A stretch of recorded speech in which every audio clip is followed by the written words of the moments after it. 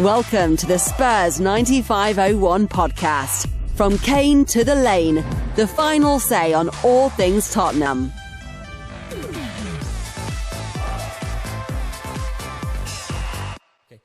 Everybody, welcome back to the Spurs 9501 podcast. I've got a very special guest again, Jack Farr, who's a Serie A expert with us. Hello, Jack. Welcome back.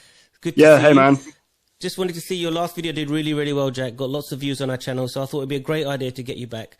All the things are happening. Tottenham seems to be, basically the laughing stock. One of the guys sent me you're probably too young to remember this, but he said he's Monty Python writing the script for this. You know, it's just crazy. So, basically, Gattuso was mentioned and he finished because we had this no to Gattuso trending. Just tell us a bit about why Gattuso was such a bad choice. Gattuso's not done a lot to even justify that he's a decent manager. And now what I mean by that is, if you look at kind of the history of the jobs he's had, you know, he's had kind of spells in Greece and spells with teams that you've never heard of. Gattuso's main break in terms of, a managerial appointment was he was in charge of the Milan, one of the Milan youth teams. And then he got an opportunity for the first team. So I think that when you have AC Milan on your CV as a manager, you then will be, linked with other jobs, hence the Napoli job. And hence then after that, the Fiorentina job. Yep. But we have to be realistic here I know the Milan team at the time wasn't fantastic, but, he didn't manage to get top four with Napoli. So it's why he finished there. And then obviously there was this whole mess up with Fiorentina where they did not agree on a transfer strategy. And obviously Jorge Mendes is a very powerful, important figure in football. So to not have Gattuso or Jorge Mendes on board is not good. That would not spell good things going forward for Fiorentina, who are really in the ascendancy. They've got some really nice players going forward. So for Spurs, I tried to say this, the guys from We Are Tottenham TV were tweeting me. It's like, if Fonseca was a downgrade from Conte, then Gattuso is definitely a downgrade from Fonseca. It makes no sense. And this is the kind of, I guess, I don't want to drone on too long, but this will be the final thing on Gattuso. I don't know whether it's Paratici or Daniel Levy. It's kind of like a ping pong type thing going on here, because you've got passionate Antonio Conte screaming his head off, like, will do anything to win, this kind of gritty personality. Then you have this kind of composed, like, good level of kind of decorum and class about him in Paulo Fonseca, which is the other side of the spectrum. And now you're jumping straight back over to one of the biggest kind of lunatics that football has ever seen in Gattuso.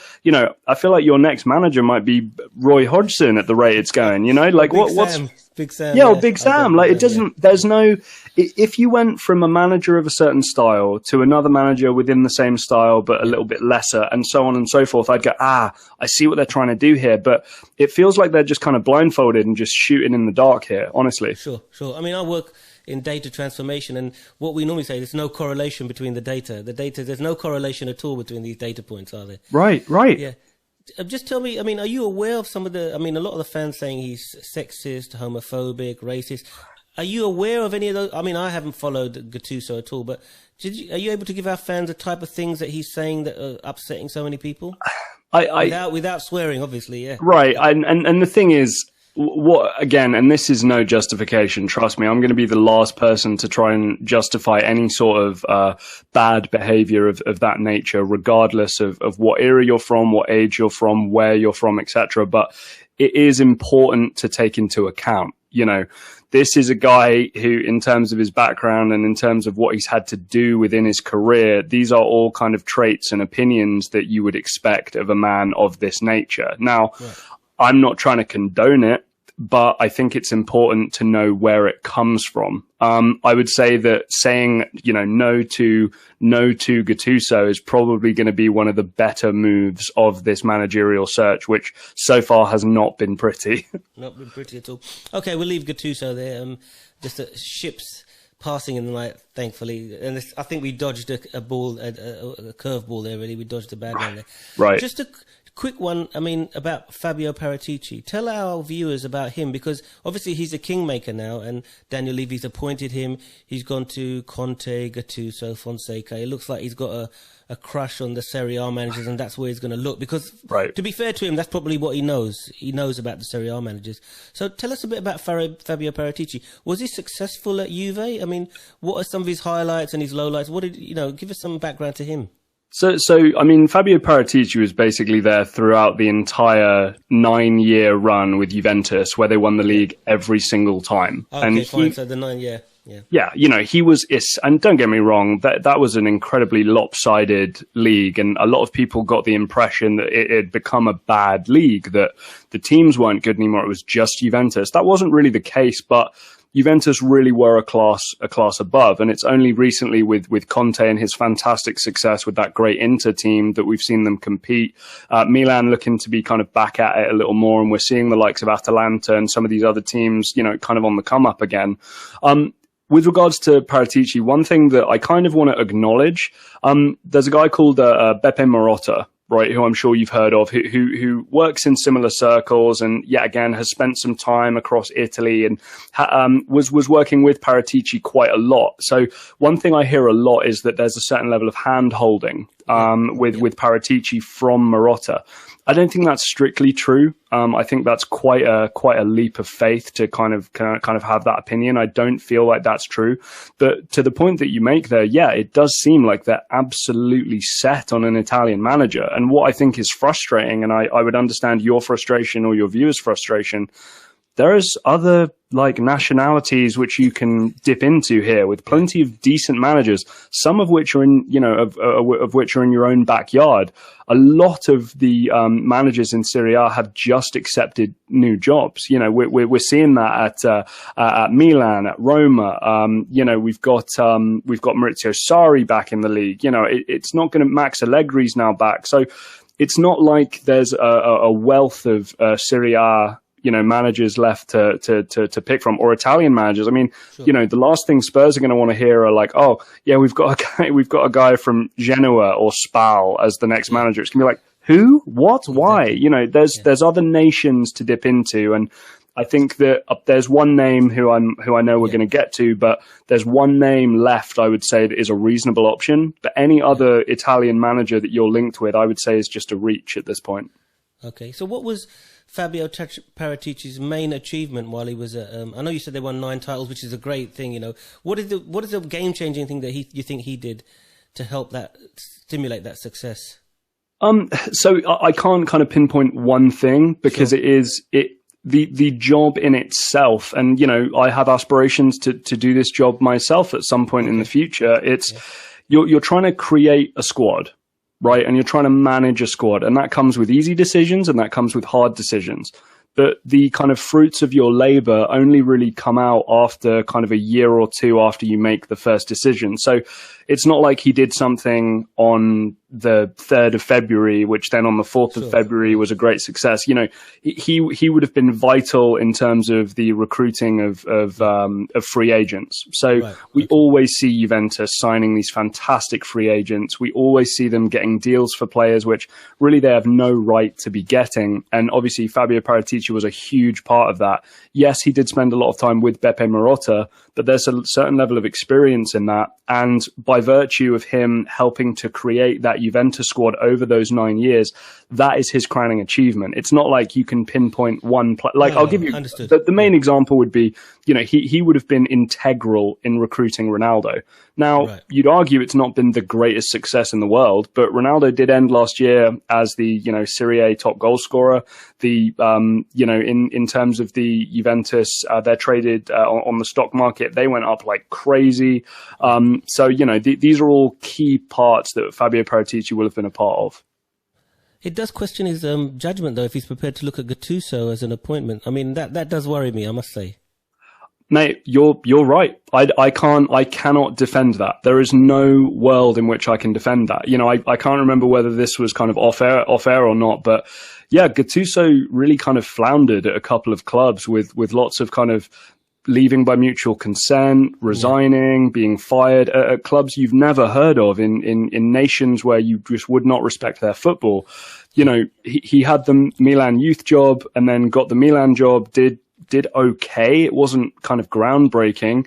And then obviously, you know, went on to have the Napoli job and didn't have great success there, just to spend 22 days at Fiorentina. So yeah, whether that's a good thing to even consider, yeah, that would make me question his judgment too. I don't blame you there at all. Okay, excellent, mate. That's a really good introduction and sort of background to, you know, Paratici and Gattuso. So rather than go through all the Serie A managers, because we don't have time for that, if Paratici is intent on getting a Serie A manager, who is the one guy you would recommend who's available potentially that we should now consider going for? Well, this is the guy that I would argue would potentially be more appealing than even Paulo Fonseca. And you know how I feel about Paulo Fonseca, sure. but it would be Gasperini at Atalanta. You know, Atalanta have been playing, it's the best football in the league over the past 2 or so years. And you know, the main point, you know, I mentioned this to you off air, you don't stop one part of the team and then you win. You know, this is a team that, across a season will put like over 100 goals in. And it's not like there's a 40 goal a year guy and then everybody else pitches in. This is like, you know, whether it's, Duvan Zapata or Luis Muriel or any of these kinds of guys, you know, some contributions from midfield, like they're going to attack you from everywhere. And it really is the essence of team football. Now, I know that when we've seen them play in Europe over the last couple of years, they've not quite hit as their Serie A form would suggest. But I would say to you that if you look at that squad, like, he's got them playing, you know, the expression I like to use, I don't know if I can swear on your channel, so I'll be safe with it. You know, he's really made kind of chicken salad out of chicken, you know what, here. Like he really has. It's incredibly impressive. That's the kind of guy where if he was in Tottenham and everybody really bought into what he wanted to do, there would not be an over-reliance on a potentially outgoing Kane or an over-reliance on a Son. It would be a real team effort. And, you know, that's from defending, that's from attacking. And Gasperini's your guy. And like I said to you, we're really getting to a stage now, unfortunately, where it's like there's not many managers left that he can in Serie A anyway.